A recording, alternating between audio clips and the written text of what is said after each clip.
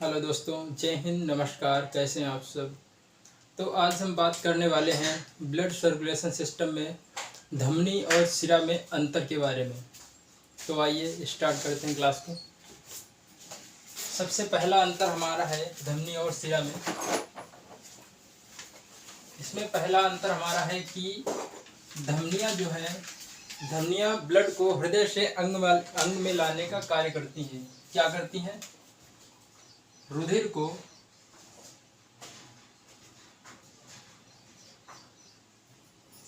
क्या काम करती हैं धमनियाँ? ब्लड को हृदय से अंगों में ले जाने का काम, हृदय से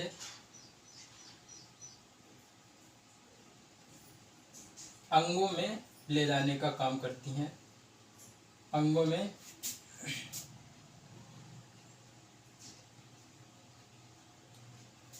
जबकि दूसरी तरफ हमारा होता है कि शिराएं जो हैं, शिराओं का काम होता है जब ब्लड पूरे शरीर में पहुंच जाता है, फिर शिराएं उसी ब्लड को जो धमनियों ने पूरे शरीर में प्रवाहित किया था, धमनियों के जरिए पूरे शरीर में प्रवाहित हुआ था, उसी को शिराएं फिर से हृदय में लेकर आती हैं। तो शिराओं का काम क्या होगा कि ये ब्लड को अंगों से रुधिर में उल्टा कर देती हैं इसको, क्योंकि धमनियां हृदय से अंगों में लेकर जाती थी और ये अंगों से हृदय में लेकर आती है, अंगों से हृदय में।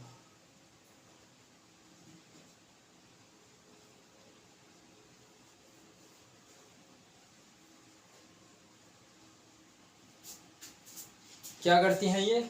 हृदय से अंगों में लेकर जाती हैं धमनियां और वापस अंगों से हृदय में लेकर आती हैं हमारी शिराएं। पहला अंतर हो गया। दूसरा अंतर हमारा है कि जो हमारी धमनियां होती हैं, जो आर्टरीज है, हमारी आर्टरीज में ऑक्सीजनेटेड ब्लड मतलब शुद्ध रुधिर बहता है। शुद्ध रुधिर कौन सा होता है? ऐसा रुधिर जिसमें ऑक्सीजन पाई जाती हो, ऐसा रुधिर जिसमें ऑक्सीजन पाई जाती हो उसे हम क्या कहते हैं? शुद्ध रुधिर। कौन सा रुधिर होता है इसमें? शुद्ध रुधिर। शुद्ध रुधिर को प्रवाहित करती हैं हमारी धमनियां।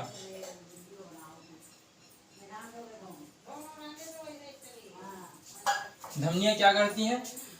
शुद्ध रुधिर को प्रवाहित करती हैं, जबकि और यह शुद्ध रुधिर कौन सा होता है? ऑक्सीजनेटेड ब्लड, ऑक्सीकृत रुधिर, जिस ब्लड में ऑक्सीजन पाई जाती हो। दूसरा हमारा शिरा में क्या होगा कि शिरा जब इसमें ऑक्सीजनेटेड ब्लड बह रहा है, हृदय से अंगों में जा रहा है, तो जब अंगों से हृदय में आता है तो उस समय ऑक्सीजन कार्बन डाइऑक्साइड में बदल जाती है, जिसे हम कहते हैं अशुद्ध रुधिर। क्या कहते हैं उसे हम? अशुद्ध रुधिर। तो हमारी शिराएं क्या करती हैं? अशुद्ध रुधिर को प्रवाहित करती हैं। अशुद्ध रुधिर को प्रवाहित करती हैं हमारी धमनियां।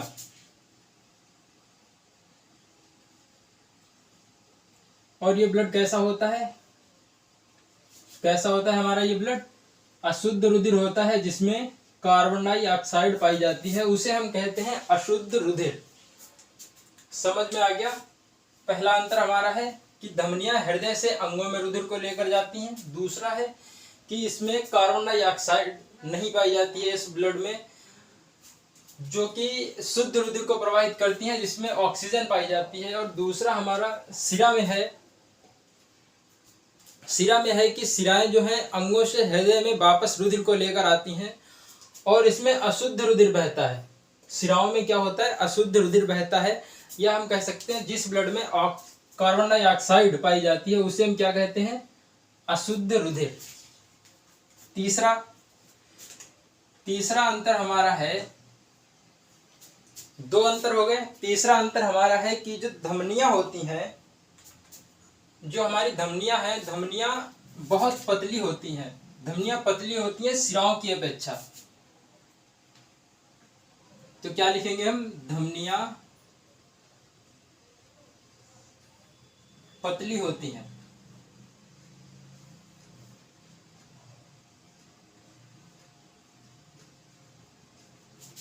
ठीक है। धमनियां कैसी होती हैं? पतली होती हैं, सिराओं की अपेक्षा धमनियां पतली होती हैं। और दूसरा, जब हम सिराओं की बात करेंगे तो सिराएं धमनियों से मोटी होती हैं। तो सिराएं कैसी हो गई? सिरा मोटी होती हैं।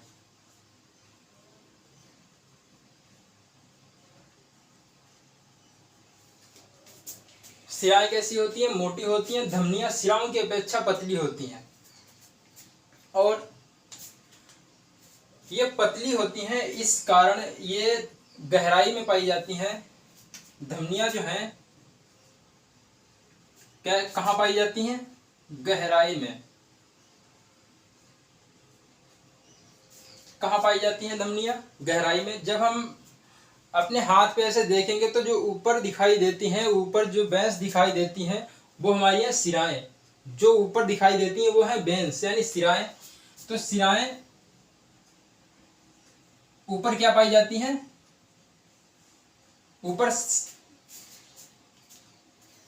ऊपर पाई जाती हैं सिराएं। धमनियां जो है गहराई में पाई जाती हैं। तो इसमें हम लिखेंगे कि यह ऊपर बिखरी हुई होती हैं, ऊपर बिखरी या पाई जाती हैं।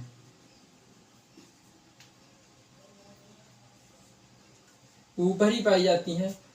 और इसमें जो है जब ये धमनियां पतली होने के कारण जो है इसमें जो दाब होता है, रुधिर का दाब होता है, इसका दाब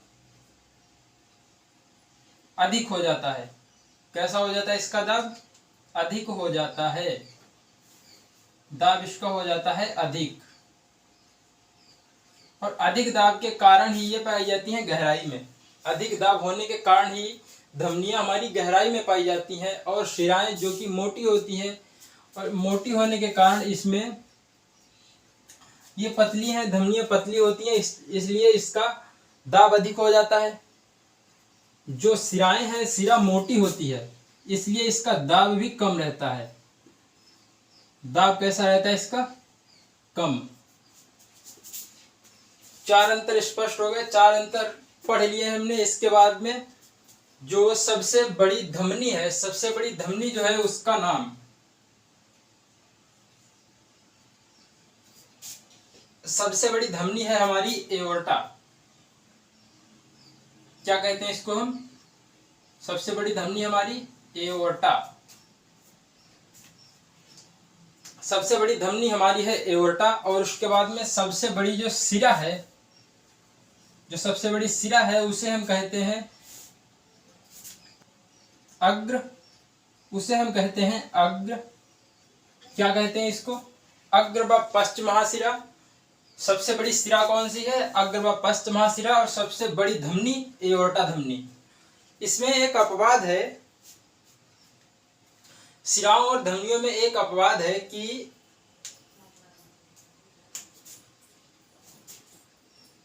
इसमें पढ़ते हैं हम कि धमनियां जो है सभी शुद्ध रुधिर को प्रवाहित करती हैं। जो धमनियां है वो शुद्ध रुधिर को प्रवाहित करती हैं, और सिरा जो है वो अशुद्ध रुधिर को प्रवाहित करती हैं।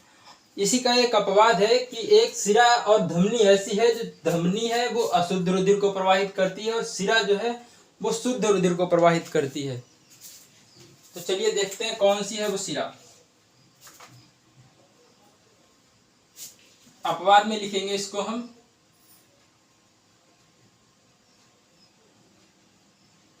अपवाद क्या है कि पल्मोनरी धमनी,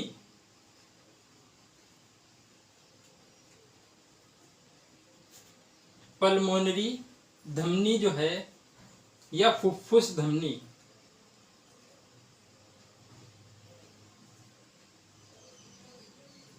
फुफ्फुस धमनी।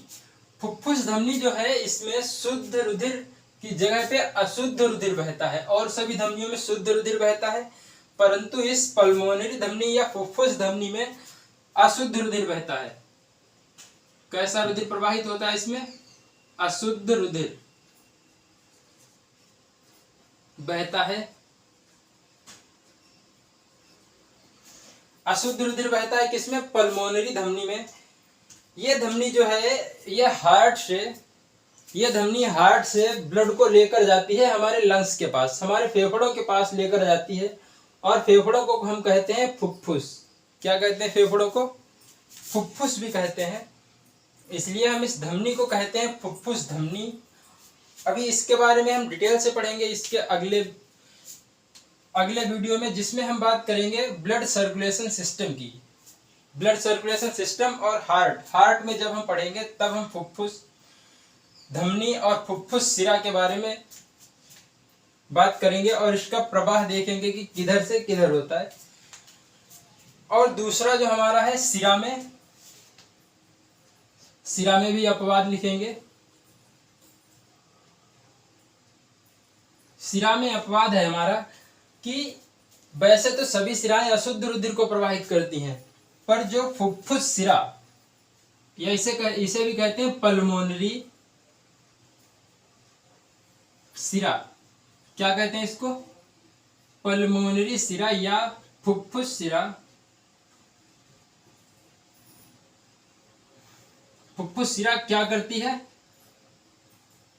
ये सिराएं अशुद्ध रुधिर को प्रवाहित कर रही थी, पर ये जो है ये शुद्ध रुधिर का प्रवाहन करेगी।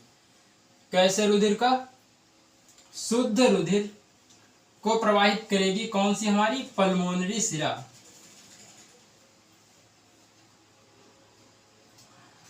ये जो है पल्मोनरी सिरा जो है, पल्मोनरी सिरा फेफड़ों से जब ब्लड आता है वापस हार्ट में, जब फेफड़ों से वापस हार्ट में ब्लड जाता है तो पल्मोनरी सिरा के जरिए जाता है। फेफड़ों से पहले हमारे हार्ट से आया फेफड़ों के पास, जो हमारी क्या थी? पल्मोनरी धमनी, क्योंकि इसमें अशुद्ध रुधिर बह रहा था। शरीर से जो ब्लड आया उसमें थी कार्बन डाइऑक्साइड। उस कार्बन डाइऑक्साइड वाले ब्लड को ये पल्मोनरी धमनी लेके जाएगी फेफड़ों के पास। तो हमने इससे पहले बताया था कि शुद्ध रुधिर में ऑक्सीजन होती है, परंतु ये जिस ब्लड को लेकर जा रही है उसमें है कार्बन डाइऑक्साइड। तो ये हार्ट से लेके जाएगी लंग्स के पास तक। यहाँ पे इसमें कार्बन डाइऑक्साइड और ऑक्सीजन का आदान प्रदान होगा, विनिमय होगा यहाँ पर। उसके बाद में दूसरी साइड से ये हमारा हार्ट है, ये जो सिरा है ये हो गई हमारी धमनी। कौन सी धमनी? पल्मोनरी धमनी। ये है हमारी पल्मोनरी सिरा। तो जब लंग्स में कार्बन डाइऑक्साइड और ऑक्सीजन का आदान प्रदान हुआ, उसके बाद में जिस सिरा से ब्लड आएगा वापस हार्ट में, उसको हम कहते हैं पल्मोनरी सिरा। ये हो गई हमारी पल्मोनरी सिरा, ये हो गई पल्मोनरी धमनी। चलिए स्क्रीनशॉट लीजिए इसका।